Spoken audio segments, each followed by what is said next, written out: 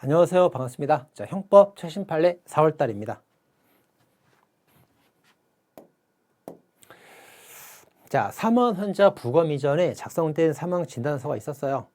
근데 그 사망의 원인이 부검으로 밝혀진 사망 원인과 다르다고 그래서 사망 진단서를 작성한 피고인들, 의사들에게 허위 진단서, 허위를 쓰겠다는 고의가 없었다 본 거죠. 있었다고 추정할 수 없다는 겁니다. 그래서 자, 의사가 자기가 투여한 진정제가 있었는데 부작용 때문에 호흡부전으로 죽은 줄 착각했어요. 큰일 났네 이거. 내가 진정제를 잘못 투약해 갖고 그것 때문에 죽었구나. 이거 저기 나중에 큰일 나겠는데? 그래서 이제 진단서 작성 교부 지침에 위배해서 그냥 죽었다라고만 딱 쓰고요. 부작용 요거 진정제는 싹 뺐단 말이에요. 싹 뺐습니다. 그래서 의사수칙을 위반한 어떤 그 위법은 있긴 있어요. 있긴 있는데 부검 결과 이제 보니까 이것 때문이 아니었어. 이 사람 실수 때문이 아니었단 말이에요. 다른 원인에 따른 사망을 밝혀진 사안입니다. 자, 그렇다면은 이 사람이 자기가 이제 어떤 그 사망의 원인에 관해서 좀 숨기려고 했던 건 있긴 있습니다. 나중에 문책을 당할까봐. 하지만 그 진단서 자체를 거짓말로 쓴다는 고의가 있었던 건 아니다. 죽은 걸 죽었다고 썼으니까. 그죠? 그래서 부검 결과 밝혀진 원인과 다르다고 하여 원인이 좀 다르다고 그래서 사망한 거는 뭐 분명한 거니까요. 그래서 고의가 있다고 추정할 수 없다. 같은 사안입니다. 자, 2번입니다. 자, 2번은 사실관계를 먼저 볼까요? 자, 피고인이 주차되어 있던 차 안 조수석에 앉아 있던 중에 운전석에 앉은 그 피해자 22살 여자가 있었는데 그 여자가 이제 술에 취해 있었어요. 술에 취해서 잠이 든 걸 확인을 한 겁니다. 이게 흔드니까 잠에서 깨어나질 않아. 잠이 든 걸 확인하고 이제 간음하려고 한 거예요.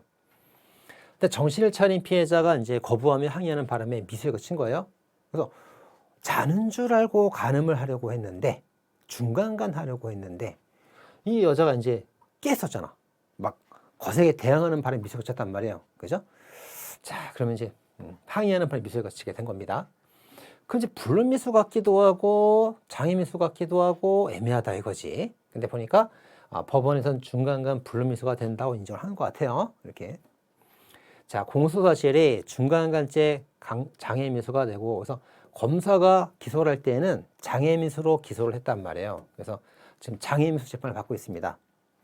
근데 실은 이제 법원이 볼 땐 불륜미수가 맞는 거잖아요. 자, 이럴 때 공소장 변경이 없다더라도 법원은 불륜미수를 인정할 수 있다? 하여야 한다. 여기다 하여야 한다. 아시겠죠? 네. 자, 그러면 이제 보면은 요건 이제 요게는 일반론으로서 이제 요 내용들이 나왔는데 그 내용을 좀 보도록 할게요. 자, 법원은 공소사실이 동일성 인정되는 범위 내에서 자, 공소사실이 동일하죠. 중간간 사실입니다. 중간간 사실.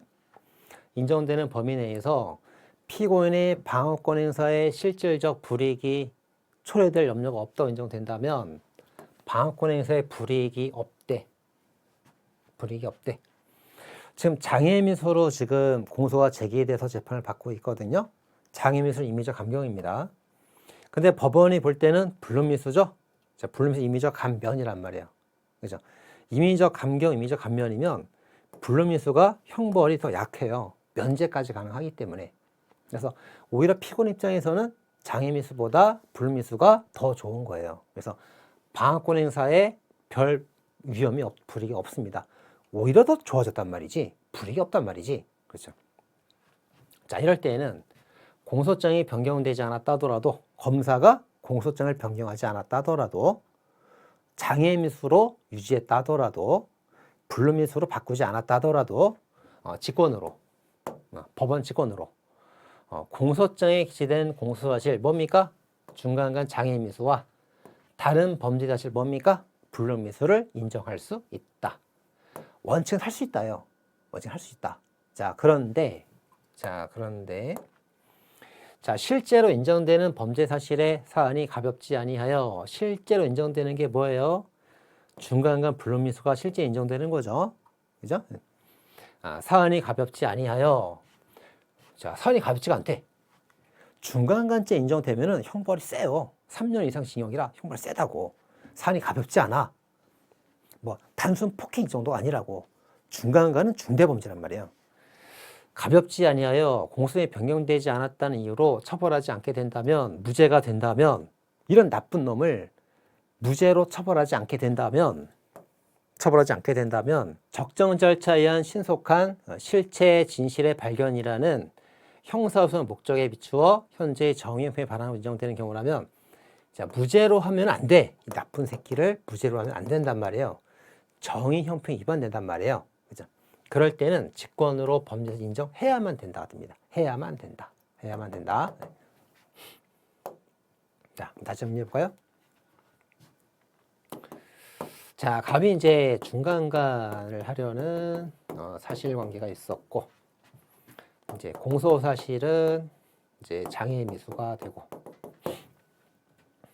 근데 이제 여기 이제 법원이 인정한 범죄는 불능미수가 됩니다. 자, 그러면 이제 판례에 따를 때, 자, 첫 번째 사실이 동일해야 돼요.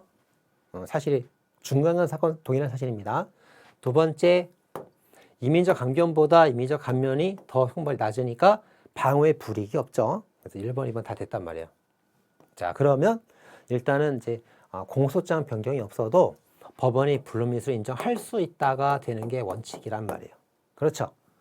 자, 그런데 이 사안은 중간간 사안이기 때문에 만약에 이걸 인정하지 않아서 얘를 불가불로 하게 된다면, 갑을 이제 불가불로 하게 된다면 아주 정의형평에 위반된다 될 정도로 아주 사태가 중요해진단 말이지. 그런 경우라면 예외적으로 불능미수를 인정하여야 한다가 되는 겁니다. 인정해야 된다. 인정해야 된다. 맞죠? 세 번째 조건이 되니까. 됐죠? 네. 자, 그래서 해야 된다가 되는 겁니다.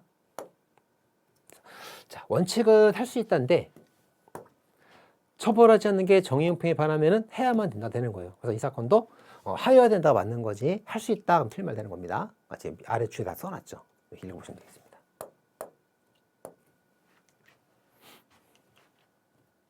자, 3번.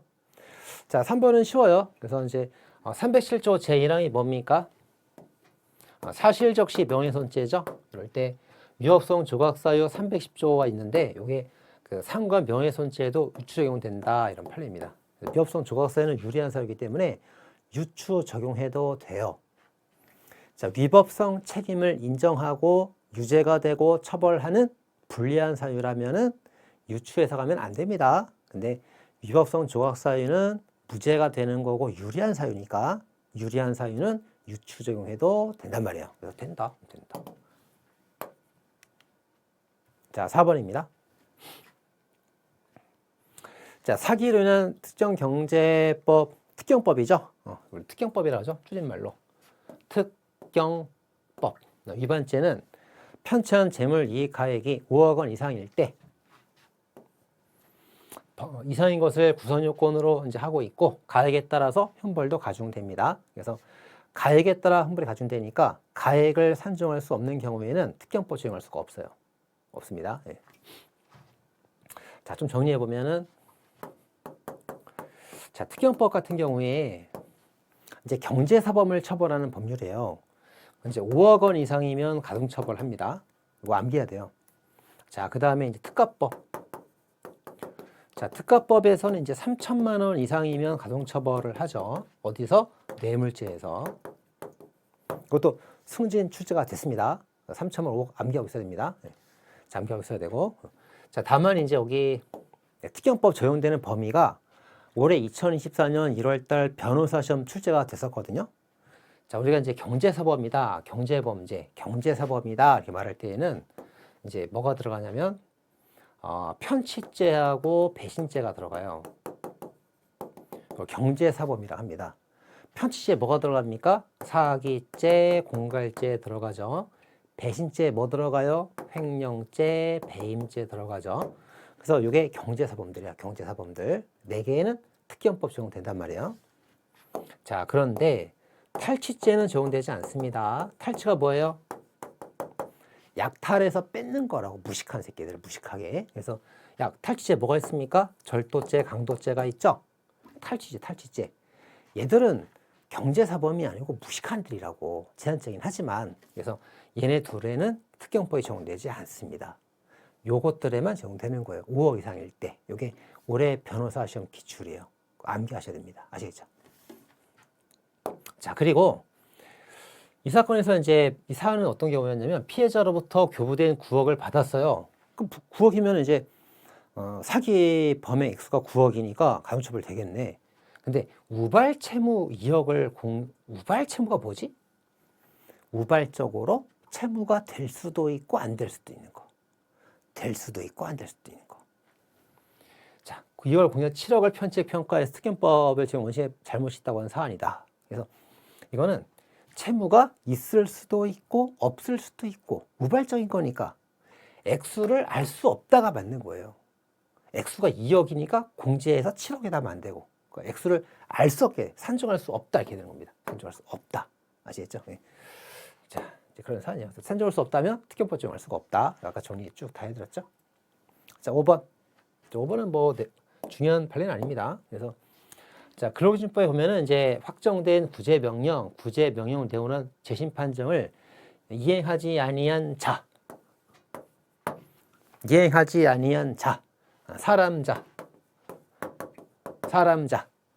사람이라면 누구나 주체가 될 수 있다 이거예요. 법에 그렇게 돼 있다고, 그죠? 따라서 주체 제한이 없습니다. 자, 따라서 형사처벌 대상 규정하고 있으니까 형식적으로 대표 이사건 아니건 사실상 경영자건 아니고 뭐 상관이야, 그죠? 사람은 다 주체가 되는 건데, 예, 그렇죠? 그래서 명령을 받고 따르지 않은 사람은 대표건 아니건 사실상 경영자건 아니건 둘 다 상관없이 이행하지 아니한 자에 해당되므로 처벌받아 마땅하다 그런 판례. 자해된 해석입니다. 자, 이렇게 해서 이제 4월 판례를 마치도록 하겠습니다.